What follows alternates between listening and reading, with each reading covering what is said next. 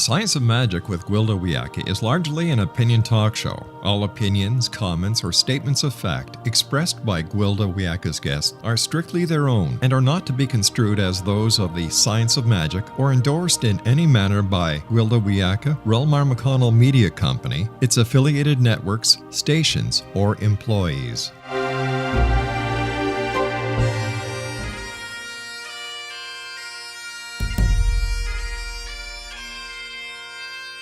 Welcome to the Science of Magic with Gwilda Wiyaka, a program dedicated to uncovering the unified nature of reality and humanity's ever-evolving place as truly galactic beings.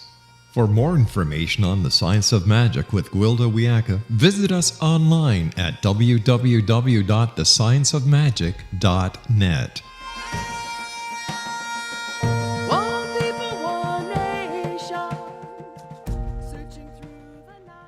Welcome to the Science of Magic, a place where science and magic come together to transform fact into evolving truth. We're coming to you through the X-Zone Broadcast Network, www.xzbn.net, and can be also found on our website, www.thescienceofmagic.net. I'm your host, Gwilda Wiyaka. This hour we'll be exploring Gate Masters. First, you must hold the universe in your heart, Wiyaka, then sing and drum from there. Do it right, and you master gates. Do it wrong, and if you're very lucky, you're just making noise. Over the years since my old teacher tried to instruct me on sacred song, I've had the misfortune of experiencing the alternative he was talking about. I'm one of those people that like all kinds of music, yet I've really come to appreciate that it's not so much the music, but the focus and intent of the performer. This is the deciding factor between sacred song, simple entertainment, and something much more sinister. Good music of any genre performed from the heart is a powerful transforming agent. Even the most excellent music, when coming from ego, is hollow and shallow, the noise my teacher spoke of. Some music is performed with agenda to appropriate energy and attention or to control. Now that can be some nasty business. Music is frequency. Frequency dictates realities. When a congregation sings with gratitude and worship, it doesn't matter whether it's a traditional hymn or rock and roll. The reality of the divine is accessed. When an artist sings a love song from the heart, love is channeled in the room and hearts open. When the frequency of rage and hatred is expressed through music, that's the reality which manifests, darkening the hearts and souls of all present. This is the power behind war chants, inflammatory slogans, and mob mentality. As a young woman, though I loved rock and roll, if I was at a concert where participants were stoned on stimulants and the music angry, I'd have to leave or become very ill. On the other hand, I attended a concert for New Age music, most of which was beautifully performed and very uplifting. Then a group came on the stage wearing white turbans and drapey white cotton clothing. They sat in a circle facing each other, totally ignoring the audience, and played Tibetan bowls and chimes while they performed a very harmonious, complex, and precise chant.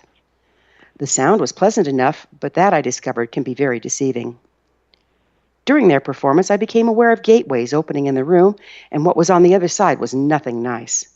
I could see a too bright halogen light and feel a cold, calculating presence. Upon closer observation, it became obvious the performers were not in their hearts at all, but rather in their heads and egos. Once they were done performing, they gathered in the back of the concert hall, still in full regalia, and talked loudly among themselves while others were on the stage trying to perform. The nasty gateways remained around them. Everyone seated in their vicinity seemed to be agitated and unable to focus on the other performers. It was as if a black hole sucked all the attention in the room, shattering the harmonious energy and disempowering those on stage. Even the musicians performing began to falter. The next set started with the beturbaned group still holding court in the back of the room, and I began to despair. Suddenly, the most amazing sound rent the air. A single native flute playing a note so pure it pierced the environment, cutting through the disturbance. It was like hearing truth in a room filled with lies. One could not help but pay attention. As the flautist's simple composition continued to develop, profound heart energy filled the concert hall. The nasty gateways slammed shut, the inconsiderate group thankfully shut up and left. Our guest this hour is Douglas Bluefeather, whose ancestry includes American Indian, Iberian, and European. He's an internationally known recording artist and performer of music featuring the Native American Flute. Douglas' latest CD is entitled Cosmic Visions. A talented Native American flautist, Douglas has released 18 CDs heard on radio and TV music channels worldwide, including iTunes, Pandora, and nativeradio.com. Doug's multinational awards include Best Native American Flute and Best Contemporary Instrumental from the Indian Summer Music Awards, Flutist of the Year and Best New Age CD from Native American Music Awards, and Best New Age CD from the Culinary Vision of Resources. After this commercial break, I'll introduce Douglas, and together we'll examine sacred music, gate mastery through sound, and Native American flute. So don't go away. You're listening to The Science of Magic. Prior innovative episodes can always be found on our website, www.thescienceofmagic.net.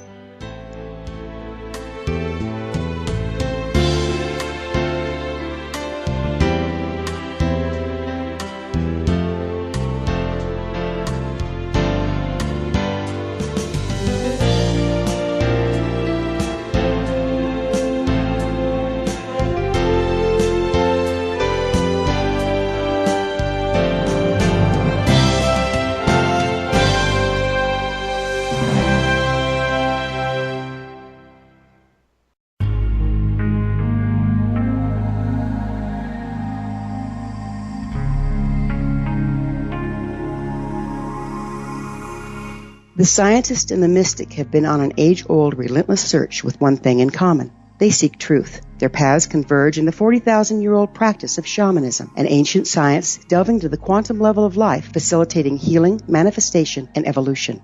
I'm Gwilda Wiyaka, the founder and director of Path Home Shamanic Arts School, a unique Colorado State-certified occupational school, training shamanic practitioners and teachers. We also provide classes for empowering personal lives through shamanism. Our certification classes are in week-long segments enabling international participation, and online classes and long-distance shamanic healing sessions are available. Come discover the science of magic in the limitless world of shamanism. www.findyourpathhome.com.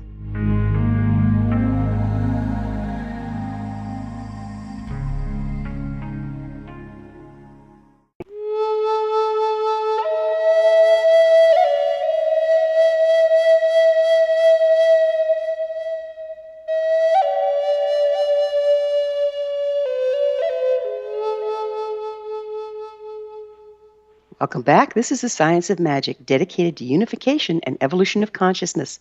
I'm your host, Gwilda Wiyaka. Our guest this hour is Native American flautist and recording artist Douglas Bluefeather. Douglas' latest CD is entitled Cosmic Visions. His website, www.douglasbluefeather.com. Douglas, thanks for joining us on The Science of Magic. Thank you. Thank you for having me on your show. Why don't we start out with what do you know about the Native American flute? Where did it come from? Well, from what I have read and been told, the Native American flute is an ancient instrument. It can be traced back over 2,000 years from the images that you can still find in the American Southwest, the images of Kokopelli.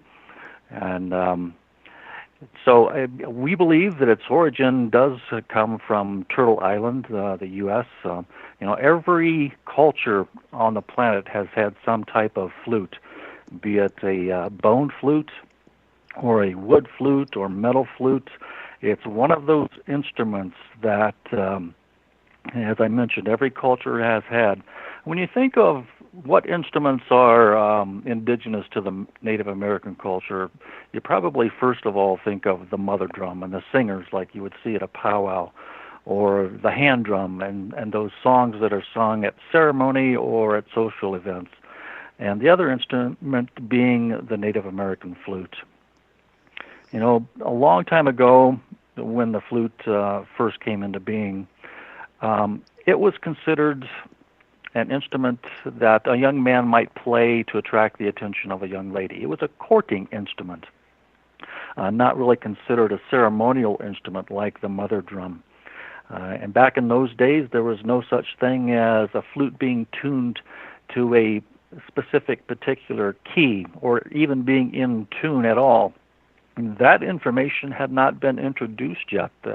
It was unknown that there those kinds of scales or different keys of an instrument even existed until, the Europeans came and introduced different types of scales, and Once that happened, the native flute started to become more of a contemporary instrument as it is today. What were they originally made out of, Douglas? Well, originally, I have not seen, and I'm sure that they exist somewhere, probably in the Smithsonian. I've personally never seen a really ancient flute, but I can tell you the most popular wood that has always been used is some type of cedar, eastern aromatic cedar or western cedar. Today flute makers have experimented with a lot of different kinds of wood, like maple, walnut, a variety of different textures that are produced by different woods. But cedar has always produced the nicest, warmest, mellowest tone for the flute.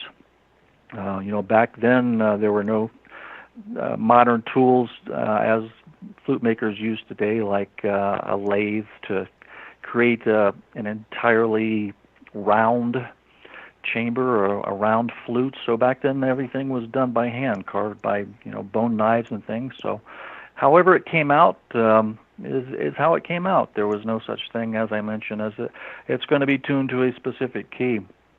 So I have heard some flutes that are tuned that way, and they're different to play because the tuning is not what you're familiar with, with the modern flute. So each had its own character, and you had to learn to work within that?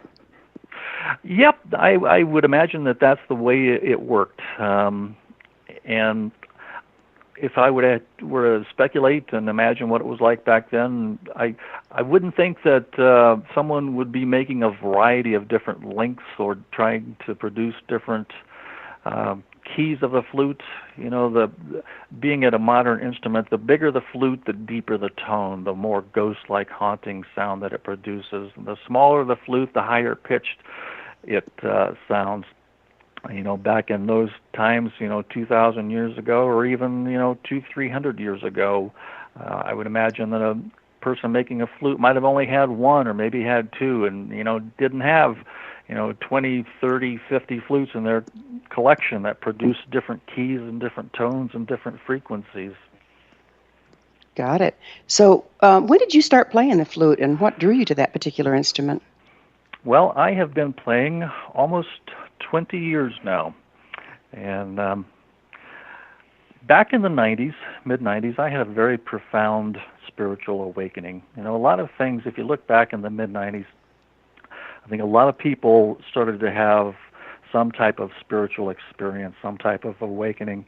If you listen to people like Greg Braden, he talks about a lot of things astrologically that happened in the 90s, and I believe it's when we started to pass through the photon belt, that big belt of energy that only comes around about every 10,000 years or so. And that's when I had a profound awakening spiritually. It was because of that awakening that I was really drawn to my Native American heritage. I remember the day when I was 5 years old, growing up in Akron, Ohio. I did not grow up on a reservation, but I was told from that day, I remember my mother said, you have Indian blood, you have Cherokee heritage. So I grew up always kind of attracted to that. When we would travel, I would be attracted to standing in front of a teepee or a statue of a Native American someplace. And I was always attracted to that. So after that spiritual awakening I had in the mid-90s, it's around 96, I became interested in the music of the Native American culture because I had always been a musician myself. I started playing the drums and the drum set when I was about 14. So I remember the day when I was in this little world music shop over in Yellow Springs, Ohio. It's a small town where Antioch University is. A lot of people say it's like an old hippie town. A lot of little progressive shops over there, a lot of nice things. And I remember going into this store and seeing that wooden instrument. Didn't know what it was at the time, and it was called a Native American flute. By the the little sign that was there, and I asked the owner, I said, what does that sound like? And he played it, and, like just about everybody who's ever heard one, the first time, it just hit me right in the heart. And I was immediately attracted to it. So I bought my first flute there. It came with about a 2-page instructional pamphlet that showed you the basic fingering patterns, and from there, being a musician, I kind of had an ear for what sounded good and how to approach an instrument. Even though it was the first instrument I'd ever played where you could actually play a melody on. Being a drummer, you play rhythms, not melodies. So right, exactly.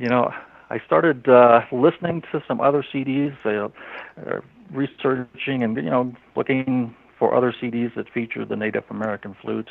Got some of those, listened to how that performer would approach the instrument, how they would play it, how they would phrase their notes, and how they would use it not only in more of a traditional solo way, but how they would use it in more of a contemporary way when it was used with other instruments.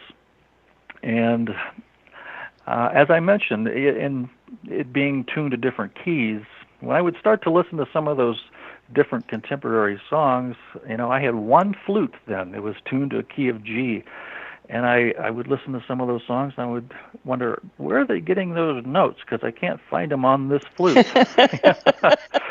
Being unaware that it had become a modern instrument, and I needed a flute in a different key to play along with that particular song on the CD. So, I was completely new and uneducated to the instrument at that time. But, one thing led to another. And within a year and a half after buying my first flute, I had my first CD out called Seventh Fire. That's amazing. I started playing the flute in nursing homes and in hospice of Dayton, and people loved it. They'd never heard anything like that. And not long after doing some performances at hospice in Dayton, I remember the lady that I was working with there said, "Do you have any tapes out?" Well, back then we were still listening to some cassette tapes, and artists were still producing cassette tapes. And I said, "No, but that put the light bulb." That planted the seed, so to speak. And being a musician, I had the basic knowledge of how to start to write some songs, with a certain structure, with a little bit of an intro and a verse and a chorus, so to speak, kind of a format. So being a drummer, I put down some drum tracks and put down a melody, and then I called on some of my old former bandmates to help me out and fill in, the rest of it with some nice melodic chord structures and things like that. So it's amazing what you developed out of that. As I hear you talking, Douglas, you say the flute started out as a courtship instrument. That's a heart issue, right? And so do you see that it really touches people's heart? You mentioned that. Is that what you see the effect it has on people? Yes, absolutely. As a matter of fact, the native flute is called a heart instrument. You basically play, and myself included, and probably every flutist out there, we're basically playing up and down a scale of 6 notes. I like to add a couple of different notes that go above and beyond the highest note of the basic scale, so to speak. You can play 14, 15 notes on the flute altogether. I very rarely play all of those notes all at the same time, but the basic scale on a Native American flute consists of 6 basic notes, starting from the bottom lowest note when all the holes are covered, going up to the top one. So that doesn't require really any musical training or any musical background. Easy for you to say. I've tried to play the thing, and all I can do is make a squawk. Well, if I sat down with you in 10 minutes, I could show you the basics. I've taught thousands of people over the years how to play the flute, and seriously, within a 2-hour lesson, which consists of about an hour of of me talking and explaining certain things, people really grasp the basic idea very quickly, because you do not need to read music. You don't sit there and read music from a sheet in front of you. That I respect musicians that play like that, because they can play extremely intricate passages. If you think how an orchestra plays, all those things. But that's all coming from the head. Exactly. Those people couldn't sit there and play that unless they had the sheet music in front of them. The sheet right in front of them. We're going to have to take a break, Douglas. On the flip side of this break, I'd love to come back and talk about playing music from the heart. Douglas and I will return to our discussion after this short break.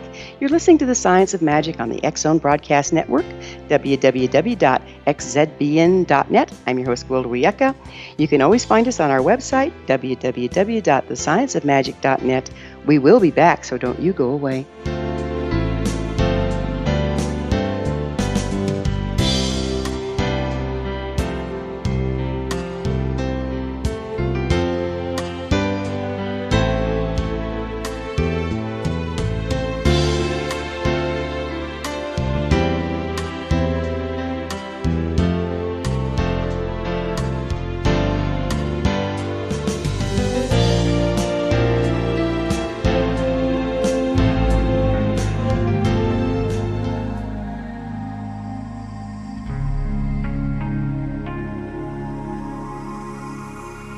The scientist and the mystic have been on an age-old, relentless search with one thing in common. They seek truth. Their paths converge in the 40,000-year-old practice of shamanism, an ancient science delving to the quantum level of life, facilitating healing, manifestation, and evolution.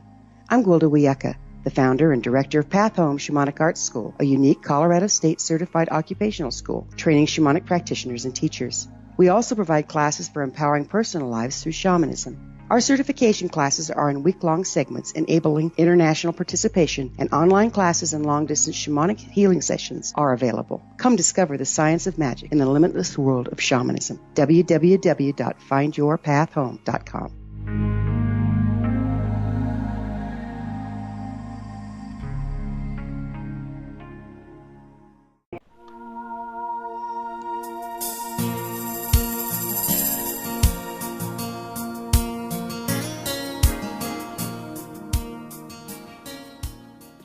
Welcome back. This is The Science of Magic, a place where magic and science come together to promote enlightenment.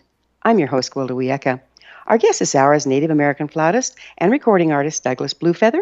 Douglas' latest CD is entitled Cosmic Visions. His website, www.douglasbluefeather.com.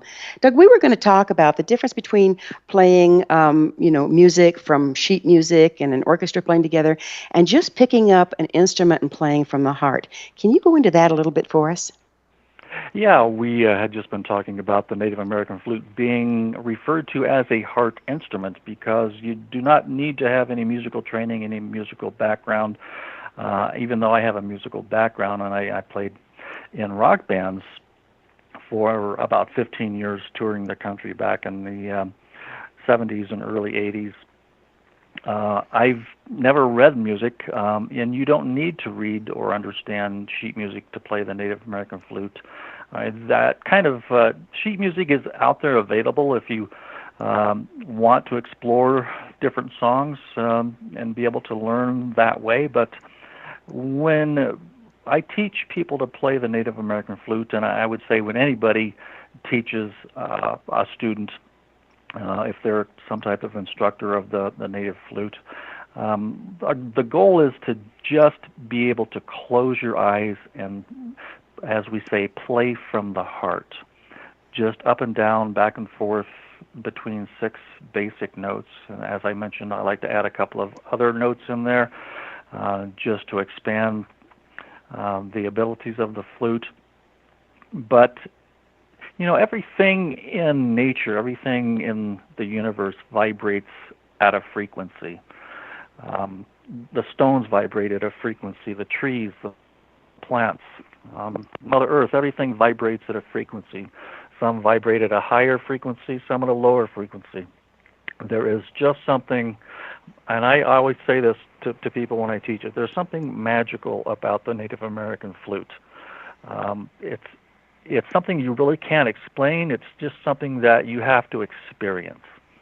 It touches people in the heart, especially the deeper the tones, the bigger flutes, the bass flutes.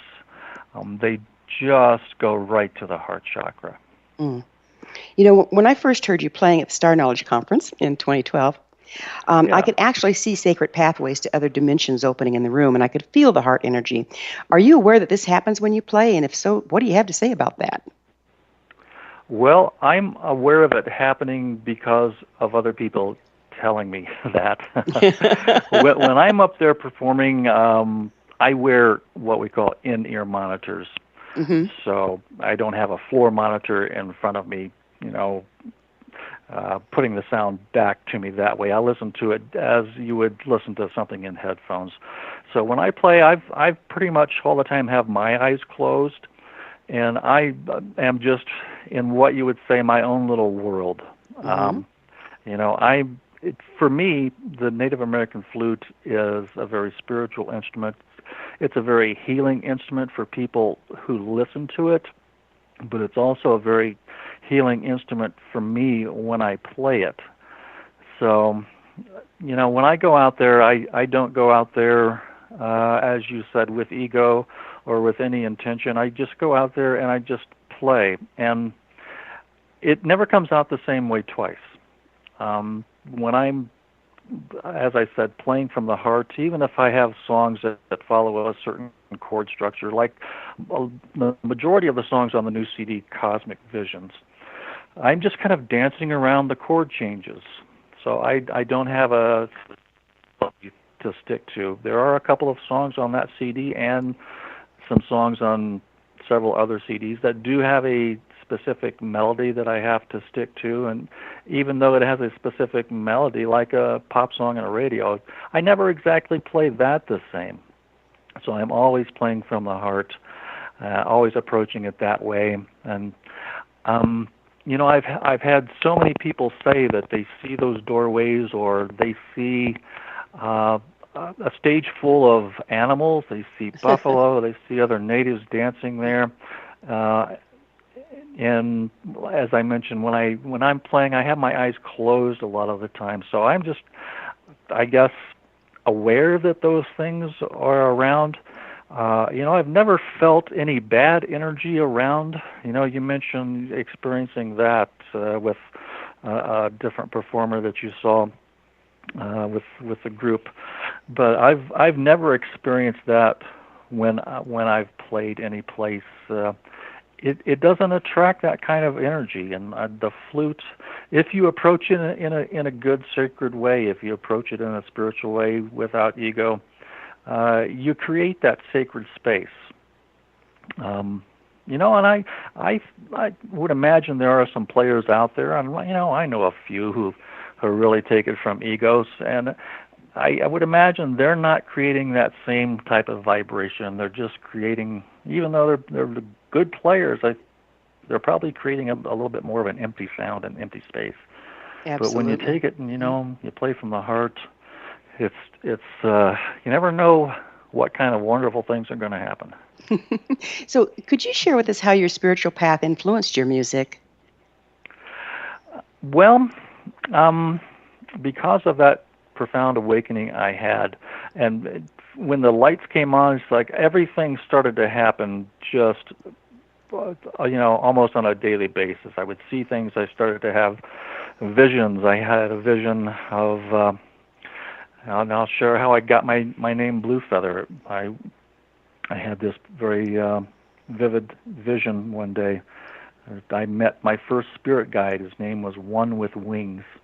Came to me, and he was a native man on a horse, and he almost had a bluish skin, kind of like the people, if you remember, in Avatar. And he had two long blue feathers hanging from his hair, and he took one and handed it to me and said, "This is from the wings of Mother Earth, the blue planet, and your name will be Blue Feather." And that was before I even started to play the flute. So I had that name before I even, as I mentioned, bought my first flute in Yellow Springs, Ohio, before I even picked it up, before I even know it existed. So I had that name. And so when I started to play out in those nursing homes and hospice, and when I started to record and release my first CD back in '97, I used that name, added to my birth name, Douglas. You know, my birth name is Douglas Bonnell. Okay. So my recording name is Douglas Bluefeather. Oh, perfect. You know, So Doug, my first Lakota teacher told me if I did nothing more than build drums and attune them to people's birth chords, I could make all the difference in future generations. How do you see your performances and recordings with the flute in this light? Well, the flute produces a different vibration than the drum. I've seen at different expos people use the drum and how they can do a healing session with the drum because of the vibration it produces. I've probably one of the most rewarding things that I've had over the years is not how many awards I've won or over 50 nominations for various music awards. Probably the most rewarding thing has been receiving just hundreds of emails over the years of how people said when they were at a low point in their life, how the music got them through that, or they were going through a serious illness, serious health issues, and my music helped them to get through that, helped them to do some healing. So, everybody has a type of music that they love. I can't imagine a world without music. So music is one of the most powerful medicines that we have. And there are so many genres of music out there. As you mentioned, there's a lot of dark music out there. I can't imagine people are using that in any type of healing capacity. No, probably not. Yeah. But I personally like to listen to a lot of instrumental keyboard music, what you would call new age music. I just saw Yanni in concert a couple of weeks ago. Nice. I love that style of music. Yeah. Everybody has something that they're drawn to, and the flute probably for the last, I've seen it just explode the last 20 years that I've been playing. There are so many performers, so many flute makers out there. And it's, just not me. There's just hundreds of people who have made a difference, in helping people and impacting, to create a higher vibration to help not only the people, but to help the planet. That's so hugely important. I know that, again, my Lakota teacher taught me that once you've made a sound, you can't unmake it. So you have to be so mindful of your words and even your thoughts, which are a sound. So it also stands to reason that if you make a beautiful note coming from your heart and sound it into the world, it goes on forever. Is that kind of what we're looking at here? Yeah, everything is done with intention. So if you set the intention that you want to create good vibrations, that's what you're going to create. And you do send that vibration out to the four corners, out to the doorways, out to the doorkeepers. And you send that up to Father Sky, you send it to Mother Earth, you send it to God, you send it everywhere that you want to help. You call on your guides, your angels, whatever you want to call them. They're all the same. You call on them to help you to do that. When I am getting into my, I guess, recording mode, so to speak, I tend to do that kind of over the winter months when I'm not doing so much traveling. When I'm recording there, I remember times when I've smelled roses. Mm-hmm. And I remember a time when I've smelled the smoke of the sacred chanupa. Mm-hmm. So I know that even when I'm there by myself recording, that it's attracting, the spirit world. I was actually in a ceremony one time, a Uweepi ceremony, very powerful, Lakota ceremony. It was a healing ceremony, and the medicine man, once the spirits were called in, I mean, you can physically see them come in, bluish orbs floating around, and he said the spirits would like to hear a song on the flute. So and this was at our house, and I was downstairs in my studio, and I reached behind me in pitch black room and grabbed a flute and got to play a little bit of a melody for the spirits. So I will always remember that as probably being one of my favorite performances. Oh, how fun is that? We're going to have to take another break. Douglas and I will be back on the flip side of this commercial break.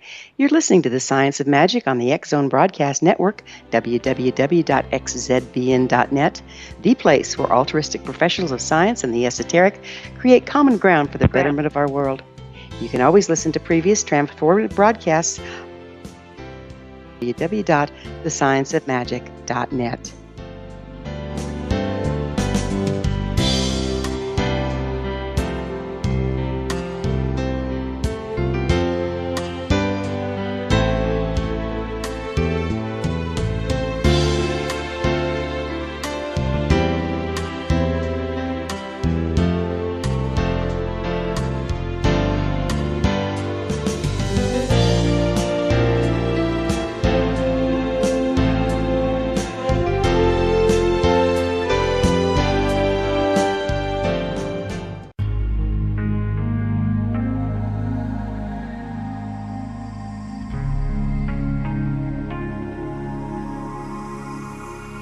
The scientist and the mystic have been on an age-old, relentless search with one thing in common. They seek truth. Their paths converge in the 40,000-year-old practice of shamanism, an ancient science delving to the quantum level of life, facilitating healing, manifestation, and evolution. I'm Gwilda Wiyaka, the founder and director of Path Home Shamanic Arts School, a unique Colorado State-certified occupational school, training shamanic practitioners and teachers. We also provide classes for empowering personal lives through shamanism. Our certification classes are in week-long segments enabling international participation, and online classes and long-distance shamanic healing sessions are available. Come discover the science of magic in the limitless world of shamanism. www.findyourpathhome.com.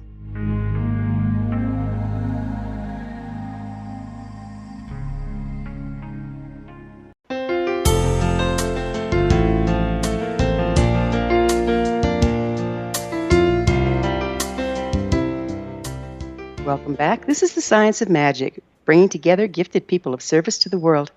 I'm your host, Gwilda Wiyaka. Our guest this hour is Native American flautist and recording artist Douglas Bluefeather. Doug's latest CD is entitled Cosmic Visions. His website, www.douglasbluefeather.com. Doug, let's talk about light in conjunction with music. During that same concert that you were at, you were managing the sound and light for the other performers. And while I was performing, you used light extensively, and I could feel profound effect in the room. What do you think the effects of combining sound and light has on the listeners?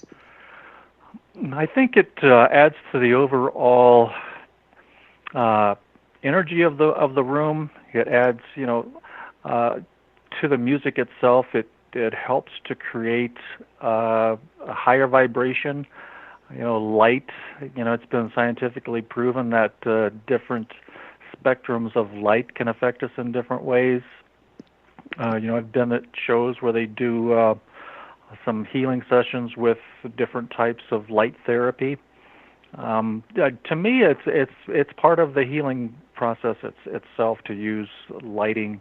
So when I do concerts, I have my own portable light show, LED lights, and I can, when I'm performing, like I said, I have my eyes closed a lot of the time, but I can still see those colors as they change coming through my closed eyelids, and it really puts me in a very sacred space. So I go to the extra mile of putting up some lights every time I do a concert, just to add to that healing process, just to add something to the audience out there. I'd love to have more lights, but I'm hauling around a lot of stuff as is. And I tell you, I've been doing this, like I said, for 20 years now, and hopefully I've got a few more years left in me. I don't do as much traveling as I used to. I'm 64 now, be 65 in January, and we're still out there, my wife and I, doing 30, 35 weekends out of the year, but we haven't been out in Colorado for 3 years. I'm out here now. So, I came out here just to do this interview. Well, we're glad to have you in the Rocky Mountains here. Yeah, hopefully I'll make it out here again to do some performances. It might be part of my farewell tour in a couple of years. We'll wait and see. But well, we're not going to allow that, Doug. No farewell tours. We don't retire till we're 90, okay? Well, I'll still keep performing music. Just like I said, might be cutting down on the amount of long-distance traveling that I do. It's hard. It does. It gets hard on you. So, you and I had never worked together before that time, and yet the lighting that you use was just so synergistic with the music. Do you do that instinctively, or is it something you've learned? It's just instinctively. It's just intuitive, yeah. I've got different lighting scenes programmed so that when I change from, one program to the next, they automatically go to a set program of lights that different colors that work together well. I'm not what you would call an artist that's worked with colors and know what colors work, so I just do it intuitively when I go to program different scenes. And I think what I've got does the job for the system it is. Well, I'd say it does. You know what I've found is like, and of course this is some of my original teachers taught me this as well, is that life is changing all the time. And so if we can have learned all this stuff and learned all the principles, but then at some point we have to turn it over and just tune in to what's going on around us and respond accordingly. Have you found that with sound as well as light? Yeah, there's a saying that comes from a Lakota person, Fool's Crow. He was one of the. He was actually the nephew of Black Elk. A lot of people have heard of Black Elk, and he was a very powerful medicine man. In his healings, he said, "You just have to be a hollow bone," meaning you just have to be open and receptive to let spirit work through you, because it's always spirit that does the healing. I'd like to think that when I'm playing or when I'm recording, that I just become a hollow bone for the music to flow through me, and just not try to force it, not try to think about what's coming next. You just have to let it flow. Get the mind out of the way, huh? Exactly, and just be in the heart moment. And if we could all stay in that heart moment throughout the whole day, especially when we have to deal with daily stress or daily conflicts that we do. If we could, all be more in that heart moment, we'd all do our part to help to make the world a better place. Boy, no truer words were ever spoken. Now I'm going to put you on the spot, Douglas. What was your profession in your prior life? And it does seem like a prior life. Up until the year 2000, I was a Dayton, Ohio police officer. I was in law enforcement for 15 years. I did retire on an on-duty disability from an on-duty injury. It was different being a police officer back when I was in the 80s and 90s than it is today. Everything we do today in law enforcement's under the microscope. But, to me, it's one of the best jobs that a person could ever have. It was one of the, other than being a musician and doing what I love to do and living the dream, being a police officer was the best, what I would say, real job that I ever have. I always have those memories, and some of them, were a bit scary at times. But, I did a lot of things when I was a police officer, including playing in the Dayton Police rock band. Yep, How fun is that? one of the assignments I did for a few years was work in the what's called the DARE unit, Drug Abuse Resistance Education. So I was a DARE officer working with 5th and 6th graders in public schools and some of the private schools around Dayton. And got to the point where we formed a rock band called Coppers. Our chief knew that Columbus, Ohio had a rock band called Hot Pursuit.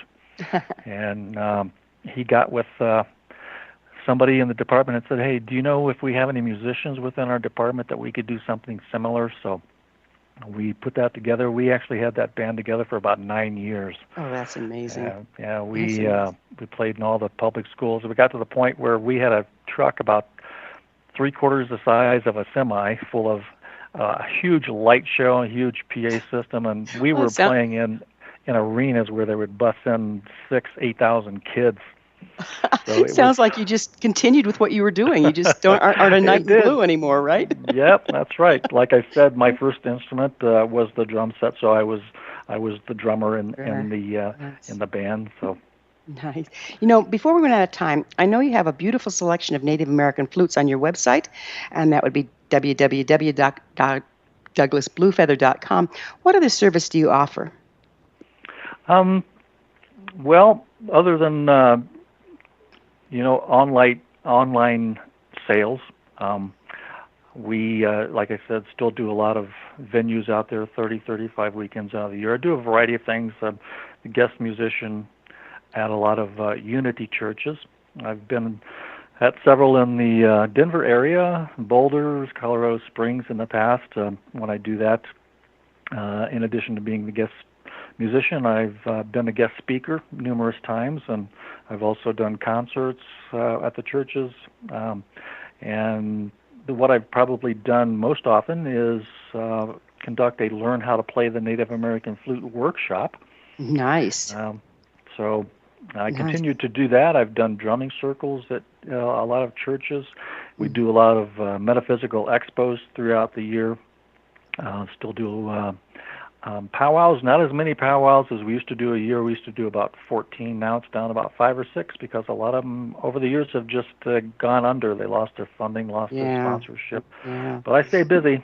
Can people find your schedule on your performances on your website as well? Yep. There's a link at the top that says events or schedule, something like that. Just click on that. It'll take you to a month-by-month calendar. Wonderful. Your latest CD is Cosmic Visions. Do you have any more new ones in the mill? I've got another one. I released a CD with a wonderful guitarist, Danny Voris, back in around 2010, called Earth Songs. He and I have been working on another one, and it's been a work in progress. We started it a couple of years ago. We got back to it just earlier this year, and going to be getting back to it this fall. He's also a full-time musician, so coordinating schedules is doing that. Always a challenge. I think I'm about ready to do another more traditional solo style CD without the modern contemporary accompaniment. So got it. Gosh, well, Douglas, time is flying, and we're about out of it. Would you please tell your beautiful wife I send my love? I will do. Yeah. And thank you so much for being on the show. Thank you so much. This has been The Science of Magic. Remember, you can always listen to past thought-provoking episodes on our website, www.thescienceofmagic.net. Until next time, dear ones, may you be blessed with knowledge and comforted with love, as all songs come from your heart.